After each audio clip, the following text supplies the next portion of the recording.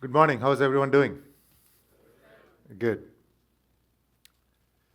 First of all, I'd like to thank Taiwan. Amazing partnerships here with NVIDIA, and hopefully many of you got a chance to see Jensen's keynote yesterday. How many of you are working on robotics? Just a quick show of hands. Thank you. I think within the next 1 or 2 years, I bet that 100% in this room is going to work on robotics in some capacity. And the reason is very simple. Robotics, of course, is the single largest opportunity in front of humanity. We've known this for many decades. You can see the number of manufacturing factories, warehouses, retail, logistics, so on and so forth. 80% of the world GDP is in the physical world. However, autonomy, which is what you need to make robotics happen, bring AI, which is autonomy, right, has not really happened yet. And the reason for that is it's very difficult. The accuracy requirements for the physical world is much, much higher than what we are used to in the digital world. Until now, the technology has not been good enough. That's why we've been talking about this for many decades. Especially in the last 10 years, with the advent of deep learning, we've been working very heavily on solving robotics problems. There are some point solutions that have been deployed. However, those don't generalize well. They're not accurate enough if some conditions change. As a result, it's very, very narrowly deployed. And you can kind of see it. You can ask yourself, how many industrial robots, how many AMRs or cobots or all sorts of autonomous robots are deployed today in the world? Annually, it's maybe 1 million units, maybe even smaller. But we all know that the opportunity is potentially could be billions, if not tens of billions, right? So I'm going to talk to you today about what NVIDIA is doing, how we are helping the whole ecosystem bring autonomy into the physical world. So at NVIDIA, we do not build robots, but we work with literally every AI company, every robotics company in the world to help them achieve their objective. They could be building a robot, they could be building the brain of a robot, they could be building sensing or actuation technologies, they could be building safety, they could be building simulation technologies, or providing services, doesn't matter. We're working with everybody in all layers of the ecosystem to help them solve this problem. Robotics requires 3 computers. When you think of a robot, most of us, when you find your friend or say a robot, we all think of the robot itself and the computer inside the robot. Of course, that's a very important, but that's the third computer. That's the destination. But before you do the deployment of that physical robot, you have to test the robot. And testing robots in the real world is extremely hard. It's expensive. It's not safe. It's very time consuming. So the answer is we must do testing in simulation. Until recently, simulation technology has not been good enough, what's called the sim to real gap, where what you test in simulation versus what happens in the real world is not exactly the same, so you don't believe what happens in simulation. That was the big problem. Technology now has advanced sufficiently that simulation is taking a bigger and greater role, which is what we need because it's faster, safer, and cheaper. So that's the second computer, where you test it in simulation. And of course, before you test it, you have to build the robot brain, you have to train the robot brain. So NVIDIA, we built 3 computers, one for training, second one for simulation, and then the third one for ultimately deploying the physical robot. And then there's all sorts of different robots. There's robots that are general purpose like humanoids, which ultimately I believe will be the largest opportunity. But there's industrial arms, there are autonomous mobile robots, healthcare robots, in fact, even cameras, other sensors that are watching things that move. These are stationary robots, but kind of like provide situational awareness, inspection robots, standard operating procedure, monitoring robots, and so on and so forth. So all sorts of robots. So we help every one of them. So if you think about what's needed to really make robotics happen, meaning bringing autonomy into robots, the first and the foremost thing that we need is reasonably good enough intelligence. If the robot is not intelligent enough and accurate enough, we can never deploy it. So the analogy I'll give you is, we all are so used to now ChatGPT. Once ChatGPT moment happened in November 2022, since then, digital AI has exploded. Now in the form of agentic AI has really taken shape, right? The moment that ChatGPT happened, before ChatGPT happened, we had AI for recommendation, for search, for computer vision. For the last, from 2012 to 2022, there's a lot of AI that's been deployed. But all that AI is what's so-called a specialist model. Each model was defined for a specific problem. You would solve, for example, if you're trying to solve the autonomous vehicle problem, you design something for lane detection, a model for sign detection, a model for classification, and so on and so forth. And you'd combine many different models. However, what ChatGPT did was, for the first time, you had a generalist model which was not trained to do just one task, but it could do many different tasks. And that's what really made it take off. So once you hit the generalist model, now we see that we're taking that generalist model and deriving generalist specialists. Another analogy you can give is, for example, we can have a 10-year-old do some good tasks, but they are kind of specialists only doing one task. If you're hiring an engineer or a marketing person in your company, we typically wait till they're 21, 22 years old, get an undergraduate degree. Why? Because we believe at that age, there's sufficient knowledge to be a reasonably good generalist. And once that happens, that engineer joins your company for the next 20, 30, 40, 50 years, they're going to become more and more specialized, but while being a generalist. The same thing needs to happen with robotics. So today, for the last 10 years with AI, we've been doing specialists, but you can basically see that not even 1% of the market has been addressed because of that. We are on the journey to get to a generalist. The ChatGPT equivalent moment for robotics has not happened yet. But the best in the world, from startups to researchers to big companies to everybody, is working on this problem now. So sooner than later, it is bound to happen. We're going to hit that reasonably good enough generalist model. And once that happens, we know how to derive specialists from that generalist model. So we are somewhere in between this. And we really need to hit that generalist, reasonably good enough, accurate model. So what's the first problem? How do you create a good general purpose model? Well, in the case of large language models, data existed from the internet, because all the best books, all the best literature, papers that's been created in the history of humanity has been archived, and these models were trained on pretty much all the data that was available. But for robotics, that doesn't exist. Yeah, we have lots of YouTube videos, we have lots of different things, but they're not enough to create accurate, precise tasks. So this is the number one problem. Without having the right data, you cannot train an accurate model. And today, what's happening is there's lots of ways that all robotics companies are collecting data from the real world, which is good, necessary, but not sufficient. You can do teleoperation, you can do imitation learning, you can take all the data that's available on the internet, all of those things necessary.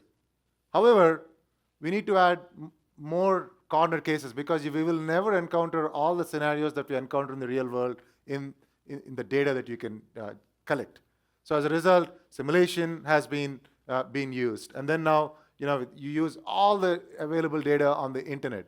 And finally, this technology that's taken off in the last 12 months, the so-called use of World Foundation models, and NVIDIA Cosmos 3 was announced yesterday. This is a way where you can not only generate the robot view, but the whole environment around it. Because when a robot takes action, something's happening in the physical world as well. So the environment needs to change as well. So this World Foundation model is the latest technology, so that enables us to create more and more synthetic data to augment the real world data. So we're working a lot on this. And the only way you can solve this, as it turns out, is how do you generate all this synthetic data? You need compute. So yesterday, if you've heard Jensen's keynote, compute is revenue, right? That's what we translate it to. With all the agentic AI, it's revenues, it's profits now. So you need compute. That's your factory. The same thing's now true for data, for robotics. Compute is data. Without compute, you can't generate all the data that you need in order to train your brain to be, the robot brain to be reasonably accurate to start the job. So that's kind of what we do. So at NVIDIA, we're providing those 3 computers, and then we provide workflows for multiple tasks from number 1, data generation. Because without having the right data, you can't train the model. So we're providing many different tools. Cosmos is the World Foundation model. We have NeuRec, neural simulation. We have classical simulation techniques using 3D models. So we are providing all of these different software tools on top of the computer to help you generate the data in order to train the robot brain. Once you generate the data, remember again, compute is data. You need a lot of compute to generate that data. And then you're going to train the model, right? Just like you train a large language model. In fact, large language model started 3 years ago. And then in 2024, we all saw that extended from language to vision. Vision language models happened in 2023. And then we said, okay, vision language model is just analyzing the situation. Robots need to do actuation. So vision language action models came through. After that, combining VLM plus VLA. And then in the last 1 year, we came to the conclusion that VLM and VLA is necessary, still not sufficient. You need to add the environment also for the robot to become more accurate. So so-called World Foundation models took shape in 2024, 2025. And now we are talking about World Action models. So it's combining all these latest technologies. So when you build that model, you got to test it. And there's not enough robots in the real world to do the testing. So you have to do it in simulation. So we've been working on this technology for over 15 years inside NVIDIA to make all this capability come to life and also reduce the so-called sim-to-real gap so that you can believe the results that you tested in simulation is representative of what happens in the real world. So we're building a lot of simulation environment, from environment generation to policy learning, what is the right policy for the robot to deploy. And then, of course, you have to evaluate that policy too. So this is data generation, that is learning, and then that's the testing, evaluation. All of this has to happen in simulation. So yesterday, we announced Cosmos 3, and Cosmos 3 is the world's best open World Foundation model. In fact, NVIDIA, we provide the 3 computers, and every software layer we provide on top of that is open. In the case of Cosmos 3, it is the maximum open, meaning all the models that we do, you get the full data sets, you get the full model weights, you get the test scripts, you get the training scripts. Everything is completely openly available to everybody, which means you can take that as the starting point. You can add your own data to post-train that model, derive your specialist model. You can decide to make it proprietary if you choose so, because you want to build a business on top of it. You might decide you want to, maybe not open it. If you want to open it, that's fine. But if you want to derive your specialist model, you can. But we are giving you access to the complete framework, model weights, training data, the training scripts, the whole data set, so that you are 100% free. And we are going to be doing this for the rest of our lives. We're going to keep on improving it. So the base always keeps increasing, getting better and better, and you will have access to it. So this way you can control your destiny 100%, right? So we use Cosmos for, Cosmos is a World Foundation model, so it includes reasoning model inside, it can generate data, it can predict the next frame for training, it's also a simulator to test the robot, and it's also to evaluate the policy. So that's what a World Foundation model is. Essentially, the robot view, the whole environment view, all of it is combined into this. So if you are working in robotics, absolutely you must check out Cosmos 3. Okay, so now let's imagine you have all the data, you trained a model, you tested the model in simulation, you like the answer, and then you deployed it in a robot. So far, so good, right? I mean, that feels great. I mean, that's an amazing accomplishment. However, like for example, in Taiwan, it's a good place, land of manufacturing. It is not just about a robot, it's about fleets of robots. No different than, you hire an amazing engineer in your company, but they have to work with the rest of the employees in the company all together, right? It's all about orchestrating. So the same thing will be true in factories. Factories will have many different types of robots, different embodiments, different levels of intelligence. There'll be humans, there'll be digital AIs. Each one will be having a specific task. For example, in a factory, there'll be robots that are doing inspection. There'll be robots that are doing standard operating procedure. There are robots that are like AMRs that are moving goods from point A to point B in the work cell, right? There's probably industrial arms that are doing some pick and place and insertion and so on and so forth. So all these robots are specialist robots doing certain tasks. But then you still have a factory manager. You have to basically be able to orchestrate all of that, right? How do you orchestrate all of that? It is extremely hard, as it turns out, because most of our factories are brownfield, and many of the equipment some of the equipment is 10 years old, some of it is 20 years old, PLCs, they have different software routines. You have your factory operating system, MES, BES, and all sorts of different protocols. Who is going to integrate all of these different robots and software together to bring it up? Virtually impossible for humans to do. Thankfully, due to agentic AI, that happened just literally like 3-4 months ago, right?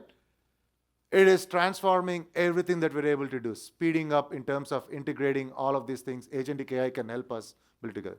So one of the announcements that we made is essentially an agent that is going to integrate all of the different robotic skills. So this is also available in open source.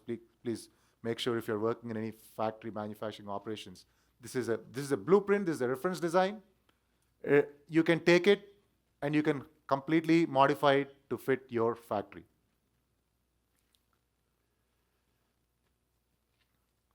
So, not surprisingly, some of the leading, manufacturers in Taiwan are already trying this, and they have deployed.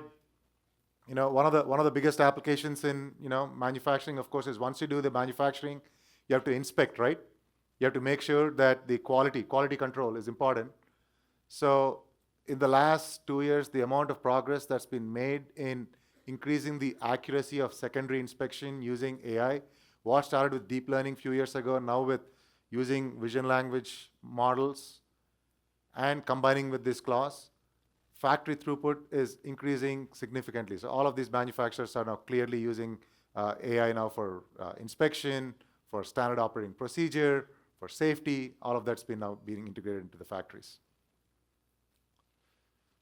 And in the same way, it's more than inspection, more than standard operating procedure. Robots themselves doing autonomous tasks, all the way from Delta Electronics, Foxconn. They are deploying Pegatron, TSMC, Wistron. In fact, what they're all doing, 100%, is they're taking some model, open model, base model that is specialized, and then they're using synthetic data to generate additional data to improve the accuracy of the model. That's how they're able to deploy in each setting, because each factory setting is a little bit different. You have a good model to start with, but that highly unlikely that's going to be good enough for your factory. You need to be able to customize it. So what happens is you take a very powerful model, powerful meaning intelligent, right? Good accuracy, you deploy it. But what happens in a typical factory, typical manufacturing warehouse, any deployment actually for that matter in a physical AI, there will be an error. It will not be able to solve some problem, right? Because it hasn't seen that problem before. So what happens then is we need to provide a workflow to realize that there's an error. You need to understand why that error happened. You need to be able to generate synthetic data to retrain the model. Once you generate the synthetic data, you have to annotate that. You don't want human in the loop, because human in the loop delays it significantly. We can use AI to generate synthetic data, to annotate that data, and then we're going to post-train or fine-tune the model. Then you have to test that model in simulation against additional data sets that you have to generate using AI. Then when it is solved, you redeploy that model, right? This continuous loop. So most people think like AI, autonomous robots, once you deploy, the job's done. No, that's actually when the job starts, because these robots, these autonomous agents are going to be operating for 5, 10, 15, 20 years, right? And they're going to get smarter and smarter. So we need to provide that complete workflow of post-train, fine-tune, new data to become more and more intelligent. No different than us. In my company, I'm learning new things.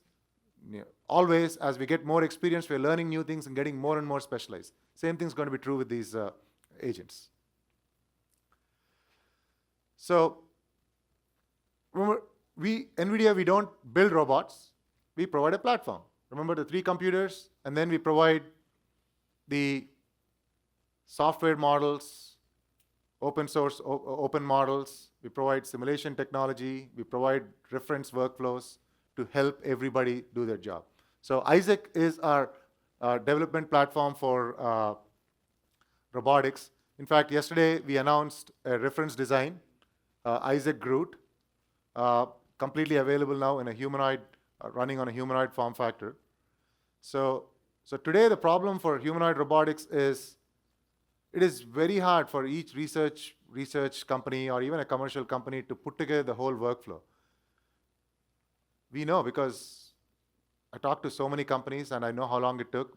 Our own researchers, it typically takes 6 to 9 months, if not a year, to pull together all these things, because the robot breaks or the mechatronics is not quite right, or the setup is not quite right. So we're trying to simplify this, bring it from a year down to literally a day by providing a reference hardware with all the right actuation, sensing and actuation, with the right robot brain inside, and providing all the workflow for data generation, training, testing and simulation, and runtime deployment. So make sure you check it out, NVIDIA Isaac Groot for reference platform for humanoid robots. So this is the workflow that I was talking about. This comes up with, what would take 9 months or 1 year, literally is now going to be less than a day. You just get the robot and you're able to, all this reference software comes deployed on it, setting up the robot, to generating the data, to training the model, to testing it in simulation, and then deploying it in the physical robot.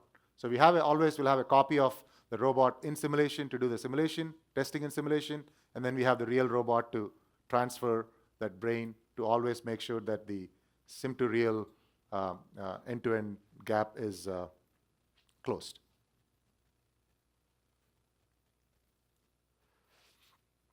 One of the popular platforms that is used by robotics developers and edge AI developers is NVIDIA Jetson.